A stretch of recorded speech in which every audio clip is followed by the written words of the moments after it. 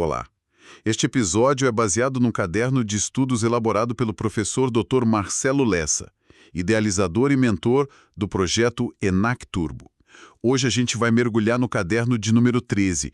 O tema é, o verdadeiro sistema nervoso digital da segurança jurídica no Brasil, a SENSEC e as centrais compartilhadas.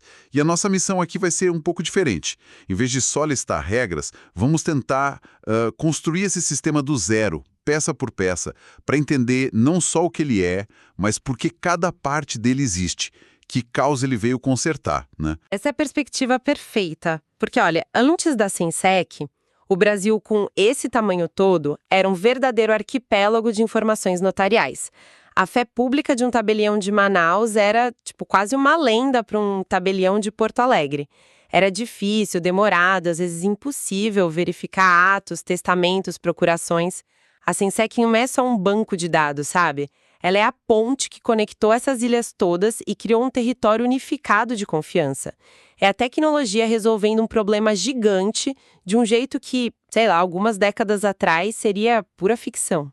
Um território unificado de confiança. Gostei disso. Então, por onde a gente começa a construir um sistema dessa magnitude? Qual foi, o primeiro tijolo? A ideia central por trás da sigla SENSEC. A sigla é Central Notarial de Serviços Eletrônicos Compartilhados. O nome já entrega o jogo, né? A ideia era criar um ponto central onde todos os cartórios do país, e isso é importante, obrigatoriamente depositariam as informações sobre os atos mais importantes. A regulamentação hoje está toda consolidada no Código Nacional de Normas do CNJ, o provimento 149 de 2023. Mas aqui tem um detalhe de bastidor que é fundamental e que sempre pode ser explorado em provas. Quem banca e opera tudo isso? Imagino que seja o Poder Judiciário, o CNJ, talvez? E o ponto-chave é esse, sem nenhum custo para o CNJ ou para os cofres públicos. É a própria classe se organizando para criar uma ferramenta de autorregulação e de eficiência que, no fim das contas, serve ao Estado e à sociedade. Os objetivos eram bem claros. Conectar todo mundo, permitir a troca de dados e, crucialmente, abrir uma janela para os órgãos públicos consultarem essas informações. Espera aí, então é como se fosse uma parceria público-privada na prática. A classe notarial assume o custo e a gestão de uma infraestrutura que tem uma utilidade pública gigantesca. Isso é fascinante. E imagino que, para funcionar, a adesão não poderia ser opcional. Exatamente. Se fosse facultativo, o sistema já nasceria furado, incompleto. A compulsoriedade é a alma do negócio. Todos os tabeliões de notas e oficiais de registro com atribuição notarial, tipos de registro civil, são obrigados a alimentar a SENSEC. Não fazer isso não é uma escolha, é uma falta funcional grave. O sistema precisa ser completo para ser confiável, sabe? Senão a gente volta para a estaca zero do tal arquipélago de informações. Faz todo sentido. É um sistema baseado na totalidade dos dados. Ok, a fundação está posta. Uma central nacional, obrigatória, gerida pela própria classe. Agora, como ela funciona por dentro? O professor Lessa divide o sistema em 4 grandes módulos. Vamos explorar o primeiro, o RCTO. Que problema ele veio resolver? Morria, no Rio de Janeiro, mas tinha bens em São Paulo e talvez um testamento antigo feito numa viagem à Bahia há 20 anos. Como a família saber? Como o juiz ou o tabelião poderiam ter certeza da última vontade daquela pessoa? Inventários se arrastavam por anos, às vezes décadas por causa dessa incerteza. O RCTO, o Registro Central de Testamentos Online, foi a solução para isso. Ele basicamente centralizou a última vontade de uma nação. Nossa, é um problema real que afeta milhares de famílias. E como ele resolve isso na prática? Ele guarda cópias dos testamentos? Não exatamente. Ele guarda a informação sobre a existência do testamento, quem fez, quando fez, onde fez e se ele já foi revogado. E aqui entra a regra de ouro do RCTO, que é um campo minado de pegadinhas da FGV, o sigilo. Mas por que tanto sigilo? É só pela privacidade da pessoa ou tem um motivo jurídico mais profundo por trás? É de um motivo muito mais profundo.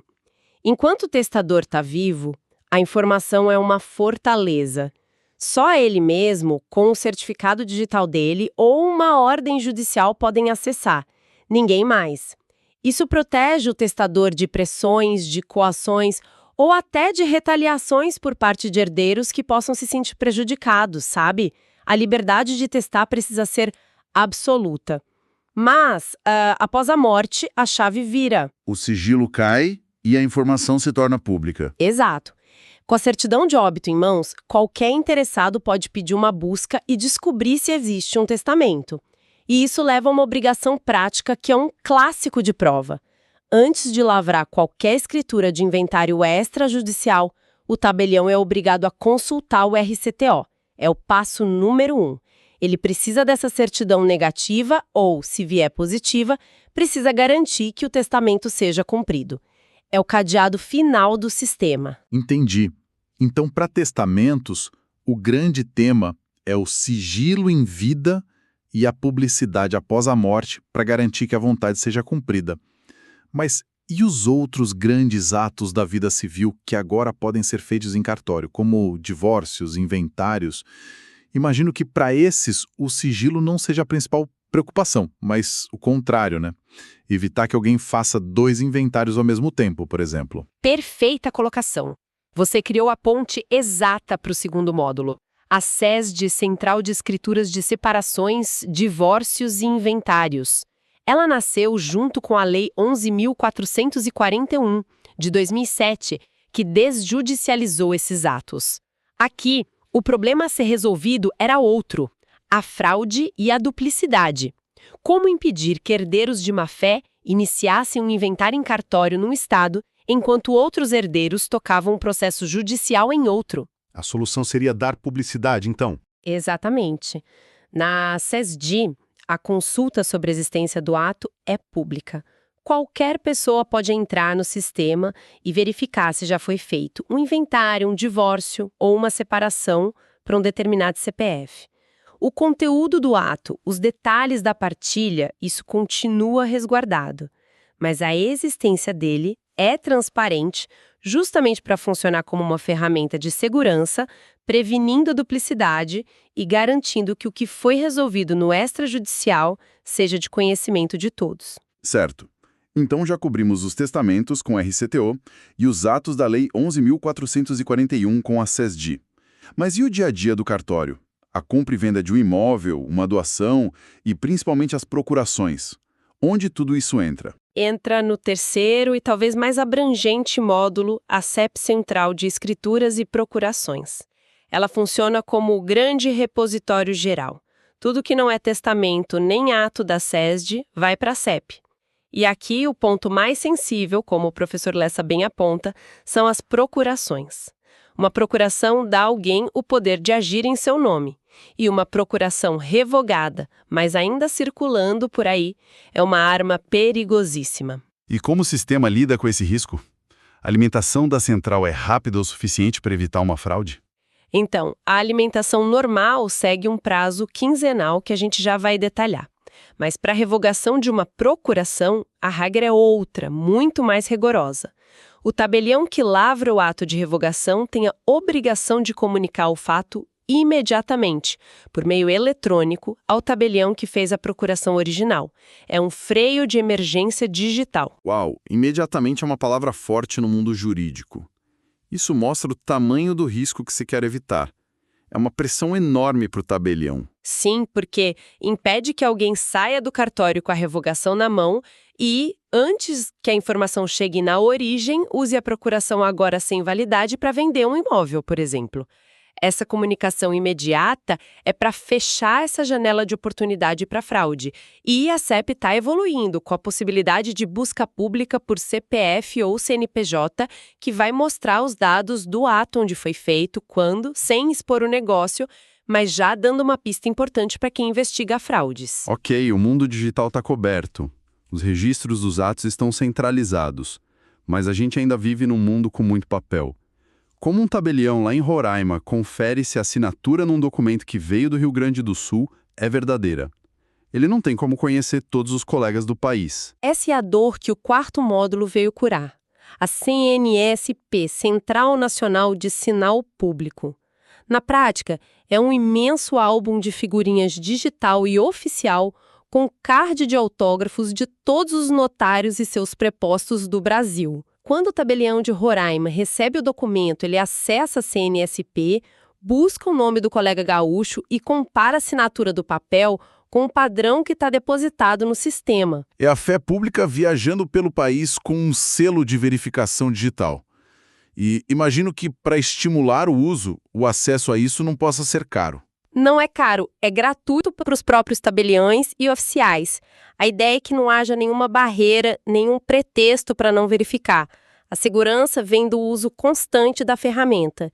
E dentro da CEP ainda vale mencionar a Senai Proc, que é uma central mais específica ainda para procurações, um aprimoramento para rastrear não só a revogação, mas os subestabelecimentos, criando uma linha do tempo completa da vida daquela procuração. Perfeito.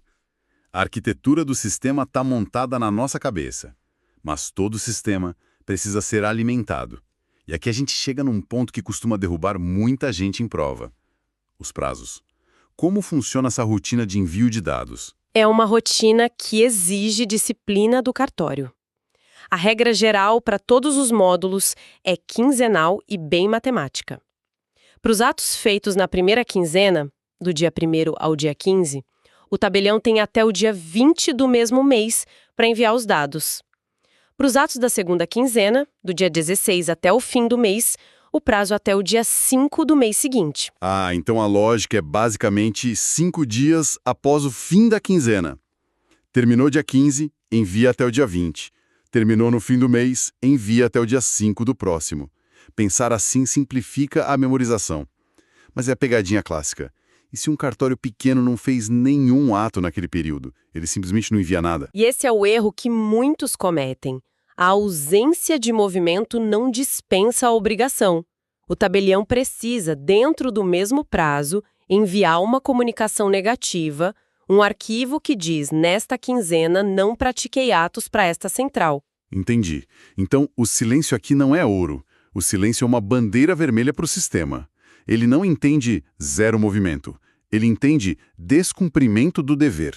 Essa distinção é sutil, mas para uma corregedoria deve fazer toda a diferença. Toda a diferença. A comunicação negativa confirma que o tabelião está ativo, operante e cumprindo suas obrigações. A omissão gera uma pendência e pode levar à abertura de um procedimento disciplinar. É uma regra simples, mas que garante a integridade e o controle sobre a totalidade da rede. Ok, foi muita informação, mas construir o sistema passo a passo tornou tudo mais claro. Agora, como o professor Lessa sugere, vamos fazer uma síntese no estilo fichamento estratégico. Um bate-bola rápido com os conceitos que precisam estar na ponta da língua. Vamos lá? Vamos nessa. Gestão da CSEC. Colégio Notarial do Brasil, o CNCF, e o detalhe: sem custo para o CNJ. Prazos de envio. Quinzenal, datas de corte, dias 25 do mês seguinte. Módulo de testamentos, o RCTO. Palavra-chave. Sigilo em vida e a ação obrigatória. Consulta indispensável no inventário extrajudicial. Módulo de divórcios e inventários, a SESD. Qual a característica principal? Publicidade da existência do ato para evitar duplicidade e fraude. Módulo geral, a CEP. O ponto mais crítico. Procurações e a regra de ouro.